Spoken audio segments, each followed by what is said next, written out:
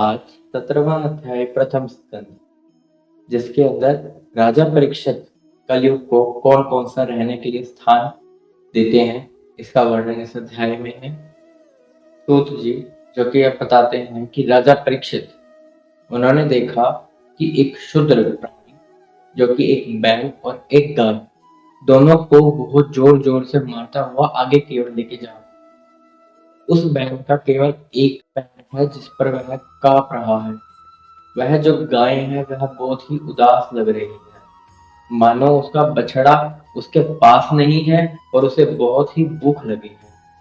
यह देखकर राजा परीक्षित को बहुत ही गुस्सा आता है और वह उसी समय अपनी तलवार बाहर निकालते हैं और उस शूद्र प्राणी से पूछते हैं कि मुझे बताइए कि आप कौन हैं, यह ऐसा क्यों कर रहे हैं। फिर राजा परीक्षित धर्म से बात करते हैं। धर्म जो कि बैल के रूप में है, तो बैल से पूछते हैं कि आप मुझे बताइए कि यह शूद्र प्राणी कौन है, यह आपको किस कारण से मार रहा है, आप कौन हैं, कृपया करके आप मुझे बताइए। कहीं आप कोई देवता तो नहीं है जो कि बैल का रूप धारण किए हुए।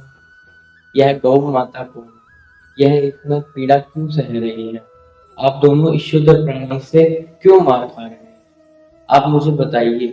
मैं इसी समय इसका वध कर दूंगा। जहां पर मेरा राज्य हो वहां पर तो किसी प्रकार का कोई दुख हो भी नहीं सकता।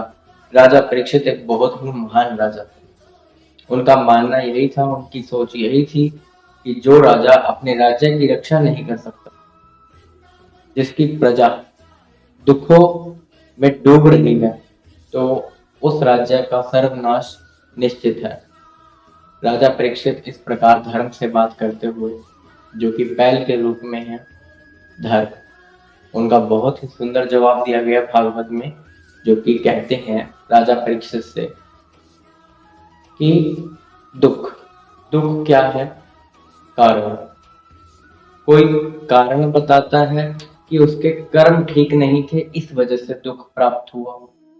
कोई कहता है कि उसके पूर्व जन्म के कर्मों के फल उसको अब मिल रहे हैं। कुछ कहते हैं कि समय को यही मंजूर था, और कुछ तो ईश्वर पे ही दोष डाल देते कि भगवान की ही ऐसी मर्जी हो। तो वह तो कोई जवाब इसमें नहीं देते, कोई कारण ही नहीं बताते।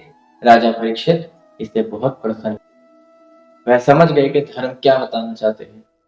वहां पर धर्म बताना चाहते हैं कि जो व्यक्ति अधर्म करता है और नरक में जाता है, वैसे ही जो व्यक्ति चुगली करता है वह भी एक तरह से अधर्म ही कर रहा है और वह भी नरक में ही जाएगा। इसलिए अधर्म नहीं करना चाहिए और धर्म के मार्ग पर, सत्य के मार्ग पर चलना चाहिए। यहाँ पर जो धर्म रूपी बैल है वह यही बता रहे हैं, कारण नहीं बता रहे हैं कि वह किसी का नाम क्यों नहीं ले रहे।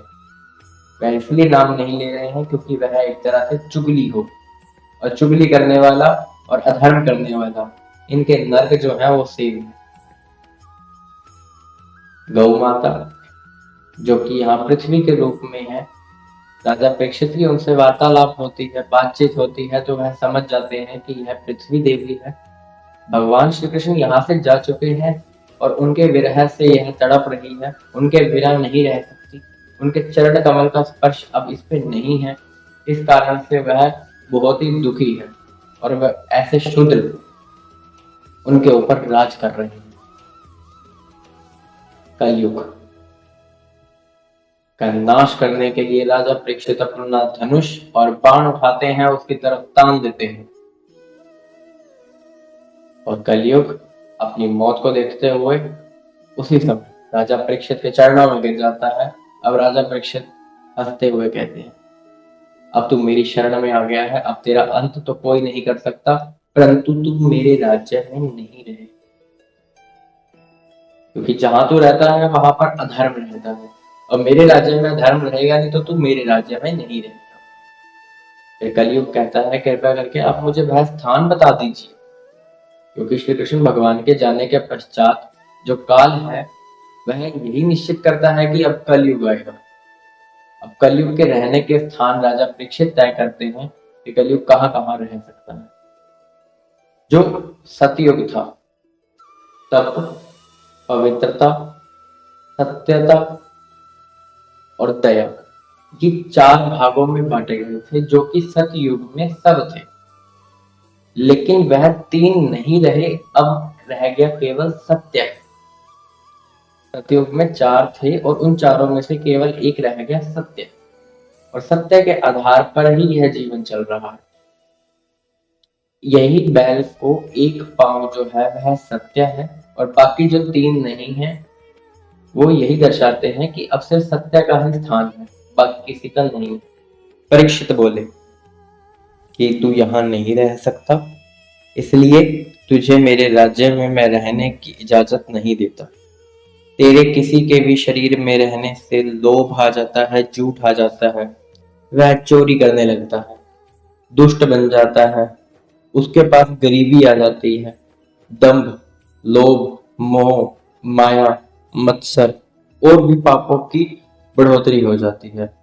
तो राजा परीक्षित उसके लिए 4 स्थान तय करते हैं, जहां पर पराई स्त्री की तरफ किसी की नजर हो, जहां पर शराब पी जाती हो, जहां पर जुआ खेला जाता हो और जहां पर मार पीट लड़ाई झगड़ा यह सब होता हो। तो यह 4 स्थान कलयुग को राजा परीक्षित ने दिए। कलयुग ने बहुत कहा और उसके बाद राजा परीक्षित ने एक स्थान और कलयुग को प्राप्त किया जो कि था स्वर्ण। स्वर्ण यानी धन, और वह कलयुग को प्राप्त हुआ जहां पर अधिकता से अधिक धन होता है वह दोष माना जाता है और कलयुग उस पर भारी पड़ता है।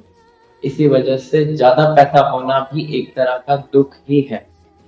शरीर में रोगों का आना, जीवन में दुखों का होना, वो कर्मों के प्रारब्ध के अनुसार नहीं होता, वह कलयुग का स्थान है। और कलयुग में झूठ, लोभ, मोह, दुख, रोग ये सब लेने पड़ेंगे। या तो कलयुग से हटना है तो सत्य का साथ और धर्म पर चलना, इतना करना पड़ेगा। जगत गुरु श्री वल्लभाचार्य जी महाराज ने अपनी टीका में लिखा कि राजा परीक्षित की जब मृत्यु हो गई उसके बाद भी उनके विचार हमेशा के लिए रहे। इसलिए सूत जी जब यह कथा सुना रहे होते हैं तब उनको वह उनके सम्मुख दिख रहे होते हैं।